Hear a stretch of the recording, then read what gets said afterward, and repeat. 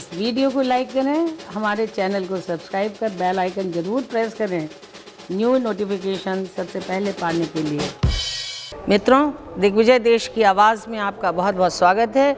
आज मैं हूँ कुंभ नगरी हरिद्वार में, जिसके साथ पूरे देश की आत्मा जुड़ी हुई है, और मेरे साथ हैं यहाँ के बहुत ही अंतर्राष्ट्रीय संत श्री प्रखर जी महाराज, जिनके बारे में 5 जन्य के राज्य संवाददाता मनोज गहतोड़ी जी उनका पूरा परिचय देंगे, और फिर मैं महाराज जी से आप लोगों को रूबरू कराऊंगी। मनोज जी, महाराज जी का हम लोग बहुत बहुत स्वागत करते हैं अपने चैनल में। धन्यवाद। प्लीज़ महाराज जी के बारे में जो यहाँ के लोगों के मन में और बाहर के लोगों के मन में धारणा है, उसके बारे में कुछ शब्द हम कहिए। भारतीय सभ्यता संस्कृति के पोषक, संस्कृत शिक्षा को समर्पित जीवन, आध्यात्मिक परंपरा के एक विद्वान व्यक्ति प्रखर जी महाराज आज हमारे साथ हैं। और महाराज जी ने हरिद्वार में बहुत सारे संस्कृत छात्रों को स्थान उपलब्ध कराया है। उनकी शिक्षा के लिए आप वचनबद्ध हैं। संस्कृत के प्रति आपका जीवन समर्पित रहा है। गीता, गायत्री और गंगा, इसके लिए आपके देश भर में प्रवचन होते हैं, और हरिद्वार में भी बहुत सारे यज्ञों का आयोजन आप करते हैं। आज हम महाराज जी से जानना चाहेंगे हरिद्वार कुंभ की परंपरा के बारे में। जी महाराज जी। देखिए, कुंभ ये नई व्यापार नहीं है। जब जब सृष्टि उत्पन्न होता है तब तब कुंभ शब्द सामने आ जाता है। जी। जब जब सृष्टि उत्पन्न होता है, सृष्टि की आवश्यकता की आपूर्ति के लिए, संसाधनों को जुटाने के लिए, जी, टेक्नोलॉजी को खोजने के लिए मंथन होता है। अब उस मंथन के द्वारा अलग अलग जी एप्लीकेशन, जिसको आज के ज़माने में एप्लीकेशन कहते हैं, हम उसको रत्न कहते हैं, जी, उन एप्लीकेशनों को खोजी जाती हैं। और खोजने के लिए चिंतन मंथन होता है। उस समय भी एक मंथन हुआ था बहुत पूरा काल में।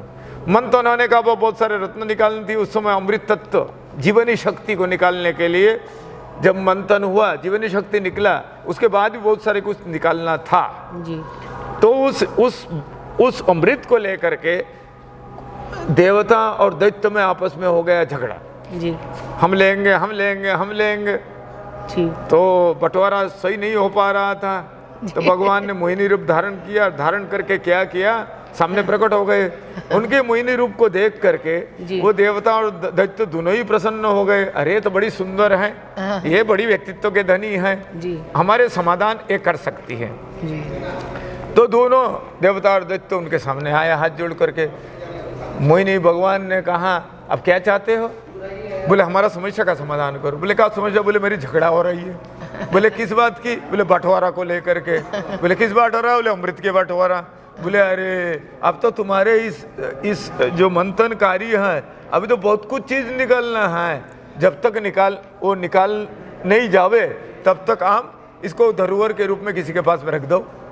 हाँ। तो भगवान ने कहा, भाई धरोहर किसके पास में रखोगे? तो कहा गरुड़ जी सबसे बड़ा बलवान है। तो गरुड़ जी को वो धरोहर, वो जो अमृत कलश सौंप दिया गया। जब सौंप दिया गया अमृत कलश, तो गरुड़ जी उसके उनके सुरक्षा में सूर्य भगवान और ये बृहस्पति भगवान को लगा दिया। ये सब इन दोनों की सुरक्षा में सूर्य क्या नाम गरुड़ जी उस अमृत कलश को लेकर के घूमते रहे। जब वो थक जाते थे तो उन्होंने 12 जगह में विश्राम किया कुल, जब तक मंथन चलता रहा। 12 वर्ष तक चलता रहा। उसके बाद भी, अच्छा 12 वर्ष तक, उसके बाद भी अमृत की प्राप्ति के बाद 12 वर्ष तक मंथन चलता रहा। उस 12 वर्ष तक अमृत के भांड को लेकर के गरुड़ जी महाराज घूमते रहे। और जब थक जाते थे तो अमृत के भांड को वो उन्होंने जहाँ जहाँ रखा, उन जगह में अमृत सिद्धि योग अथवा अमृत योग, उसको कुंभ योग कहते। कुंभ माने घड़ा, उस घड़ा को रखा था। उस धरती के संयोग हुआ अमृत का, इसलिए कुंभ योग बना। तो ऐसे 12 जगह में उन्होंने विश्राम किया। अष्टौ लोकांतरे प्रकृता चत्वारी भुवि भारते, 8 देवलोक में और 4 भारतवर्ष में। जी। तो देवलोक में मनुष्य नहीं जा सकते हैं, तो देवता जाएंगे, मरने का बाद देवलोक में जाना होता है। परंतु मत्यलोक के जो कुंभ है इसमें देवता, दानव, देव, धनुष, किन्नर, नर श्रेणी सब आकर के यह लाभ लेते हैं। इसलिए मत्यलोक के कुंभ को सबसे महत्वपूर्ण माना जाता है। ये मत्यलोक के जो कुंभ है, इस कुंभ के अंदर में 4 जगह में कुंभ लगता है जी। 8 लोकांतर में, उज्जैनी, नासिक, प्रयागराज और हरिद्वार। इसी क्रम में हरिद्वार में जब कुंभ राशि में बृहस्पति होते हैं और मेष की संक्रांति होता है जी।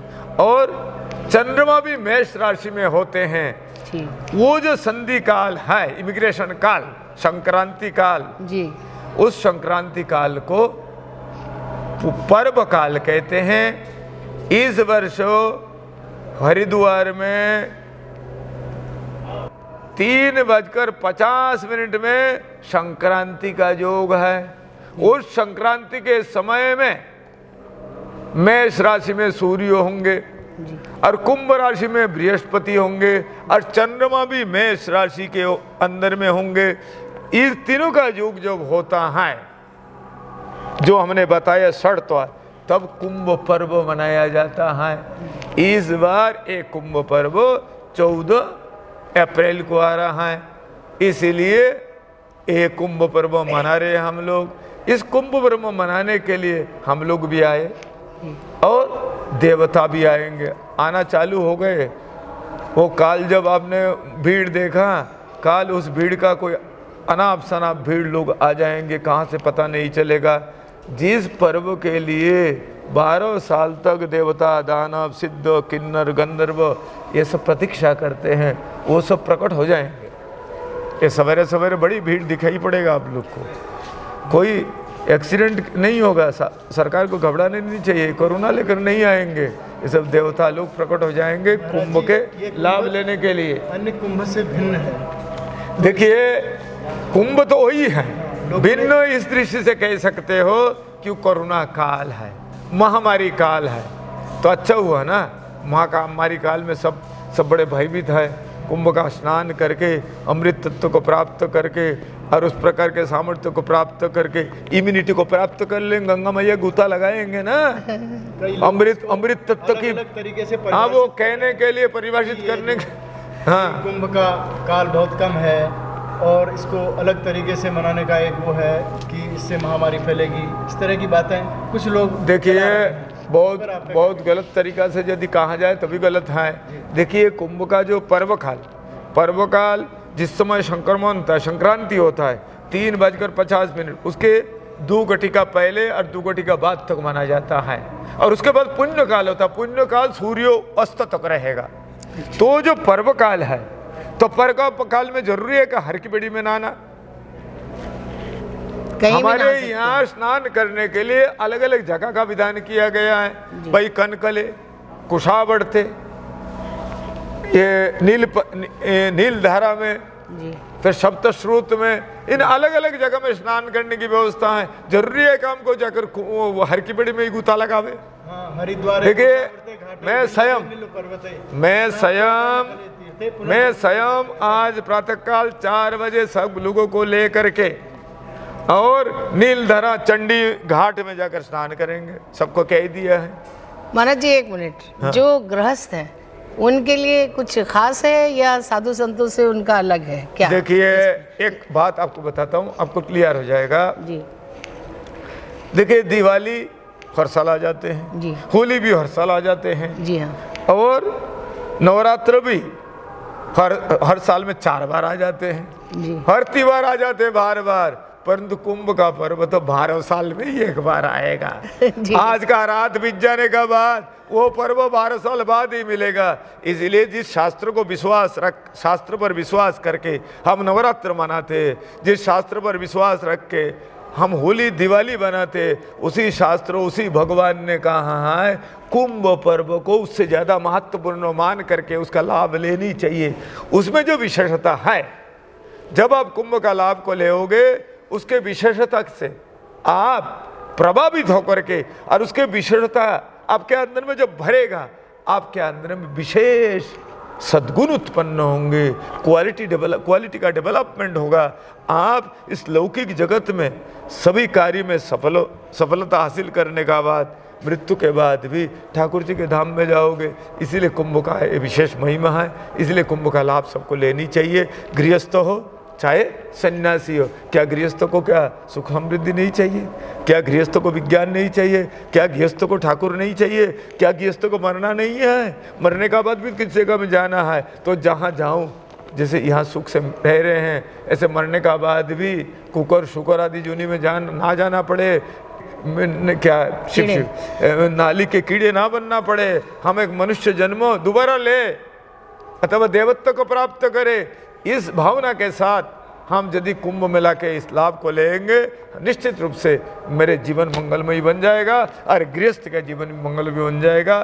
साधु हो, गृहस्थ हो, चाहे कोई भी हो, सबको इसका लाभ लेनी चाहिए। हम तो कहते हैं मानव मात्र को लेनी चाहिए, जाति विशेष वर्ण विशेष को, ये सब भेदभाव को त्याग दे करके। ये गंगा मैया किसी को तो नहीं कहता है तुम हिंदू हो तो भी नहाओगे, तुम दूसरे जाति के हो तो ये आते ही तुम पर प्रतिबंध लग जाएगा, ऐसे गंगा मैया ने नहीं कहा। यही तो हिंदू की बड़प्पना है, यही हिंदू की विशेषता है, यही हिंदू पर्वों की विशेषता है, हिंदू त्योहारों की विशेषता है। सबको लेकर के हिंदू चलता है, कभी भी किसी से भेदभाव नहीं करता है। ये सद्गुण, ये सद्भावना, ये जो विचारधारा, इस विचारधारा से जब हम परिचित होंगे तब पता चलेगा हिंदू सभ्यता संस्कृति कितनी व्यापक है, कितनी उदार है। इस उदारता को हिंदू को छोड़ करके कोई नहीं दे सकता है। हम किससे दुश्मनी नहीं मोल लेते हैं, हम सबसे प्यार करते हैं, सबका उन्नति चाहते हैं। सस्तु विशेष खलु प्रसिद्धता, हम सबका मंगल चाहते हैं, दुर्जन भी सज्जन हो जाए ये चाहते हैं। तो इसीलिए सबका मंगल चाहते हैं, विश्व का कल्याण होना राह लगाते हैं। विश्व के अंदर में मनुष्य भी है, पशु भी है, पेड़ है, पौधा है, कीट पतंग है, सबका मंगल चाहते हैं। ये सिद्धांत तो जहाँ है, इस सिद्धांत का परिचय देते हुए ये जो कुंभ मेला एक विशेष महत्व रखता है। इसलिए सबको लाभ लेना चाहिए, चाहे गृहस्थ हो, चाहे सन्यासी हो, चाहे अमीर है, चाहे गरीब है। कोरोना काल है तो कोरोना काल से घर से निकलना नहीं चाहते हैं। अभी कुछ दिन पहले हमने कहा रे स्नान करने आ जाओ, तो एक सज्जन कानपुर के, उन्होंने कहा कोरोना में बड़ा सुरक्षित रहना चाहिए। हमने कहा रे कोरोना कानपुर में भी है, मुंबई में है, दिल्ली में है, बुलंदशहर में है, आगरा में है, यहाँ तो फिर भी ठीक है। गंगा मैया अपने वातावरण से, अपने आह्लाद से सबको सुरक्षित रखा है। तो यहाँ आने में आपत्ति क्या है भाई? नेगेटिव रिपोर्ट लेकर आ जाओ, आ करके स्नान तो करके चले जाओ, रहना भले ही नहीं। बोले गुरुजी डर लगता है। आज उनका फ़ोन आया, बोले हमारी पत्नी और हमारी बहू दोनों ही कोरोना पॉजिटिव। हमने कहा आप तो वो हम मौज ले रहे थे, हम लोग तो ठीक है। देखिए, हमको इससे एक संदेश लेना है। मैं भी एक संदेश देना चाहूँगा। कोरोना तो वैज्ञानिकों ने हजारों प्रकार कोरोना को डिफाइन किया है, तो वो हम हजारों वर्षों से इसके साथ जी रहे हैं। तो वर्तमान जो कोरोना सर्दी जुकाम आता है चला जाता है, ऐसे ही सर्दी जुकाम में घातक सर्दी जुकाम आया हुआ है। इसके साथ हमको जीना सीखना पड़ेगा, हमको भय से काम नहीं चलेगा। और ये जो टीवी में ये आपके ये सरकारी प्रशासन के आशा माइक में ये कोरोना के दानव को हम जीतेंगे, ये भावना को त्यागना पड़ेगा।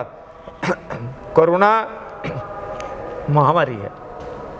महामारी को किसको कहते हैं? शैव काले महामारी शैव सृष्टि भवत्तजा स्थितिम करति भूतानाम शैव काले सनातनी। वही तो माँ भगवती राजराजेश्वरी अजन्मा होते हुए सृष्टि विस्तार काल में सरस्वती का रूप धारण करती है। सृष्टि के पालन करने के लिए माँ महालक्ष्मी रूप धारण करती है। और सृष्टि के अंदर में जो असमानता, वो समानता, व्यभिचार, दुराचार, कदाचार, शोषण, इस प्रकार के स्थिति उत्पन्न होता है, सारे विश्व त्रस्त हो जाता है। उस समय माँ लोगों को टीच करने के लिए महाकाली रूप धारण करती है। वही महाकाली का विकराल रूप का नाम है महामारी। इसलिए माँ है, इस माँ को, दानव को हम जीत लेंगे। काली को जीतने वाला इस दुनिया के अंदर में कोई है? काली को कोई नहीं जीत सकता है।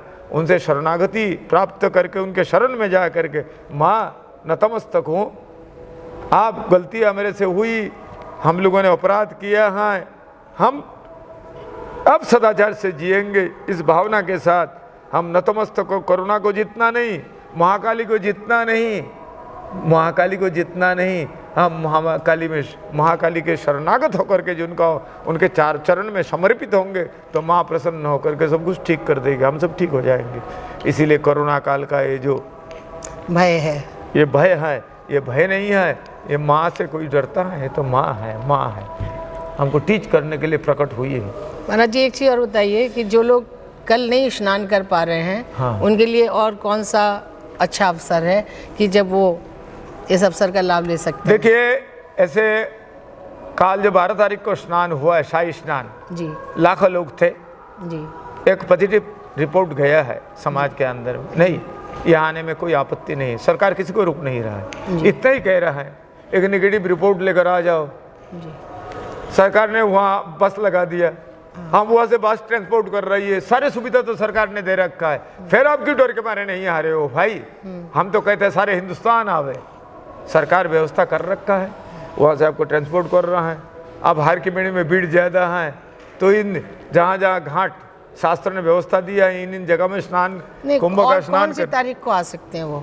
जो जैसे 12 गई, अब कल 14 चली जाएगी, अब नेक्स्ट कब आ सकते हैं? मैं तो यही कहना चाहूँगा, जो ये संदेश गया है काल, सबने टीवी में देखा है, लाइव देखा है, सबके अंदर में पॉजिटिव एक थट गया है। नहीं, रिपोर्ट तो ये भी आई है कि 400 साधु संत बीमार हैं। अरे वो बीमार हो जाएंगे, बीमार हो जाएंगे, ठीक भी हो जाएंगे, 99% रिकवरी रेट है, तो क्या खास बात है? तो इसीलिए तो हमने कहा कोरोना के साथ हमको जीने सीखना है, हमको लॉकडाउन नहीं करना है। हिंदुस्तान की अर्थनीति खराब हो जाएगी, जीडीपी नीचे आ जाएगा। क्या ही चाहते हो? क्या नहीं चाहते हो?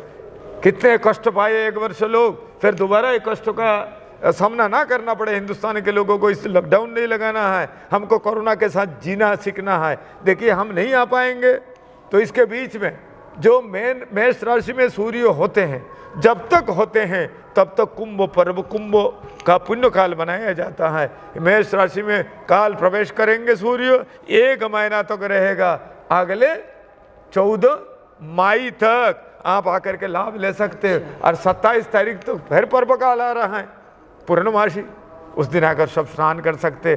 माने इस पर्व काल के भीतर, 1 मास के भीतर कभी भी आकर के जो नहीं आ सकते हैं, कभी भी आकर के आप इसका लाभ उठा सकते हो, लाभ ले सकते हो और लेना चाहिए। मैं तो कहता हूँ सर को लेना चाहिए।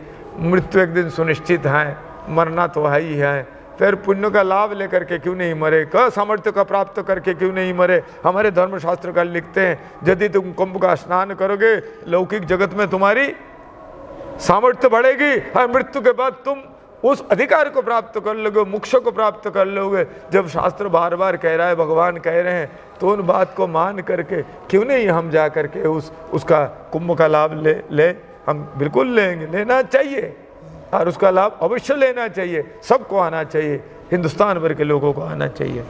जी महाराज जी, धन्यवाद। मित्रों, ये हैं अपने नाम के अनुरूप प्रखर और मुखर। आपने इनसे एकदम स्ट्रेट सीधी बात समझ ली कि पूरा महीना है आपके पास पुण्य का लाभ लेने के लिए। आप सब परिवार कोरोना की नेगेटिव रिपोर्ट लेके कभी भी आ सकते हैं। तो आज के लिए बस इतना ही, मिलते हैं फिर एक और नई शख्सियत के साथ।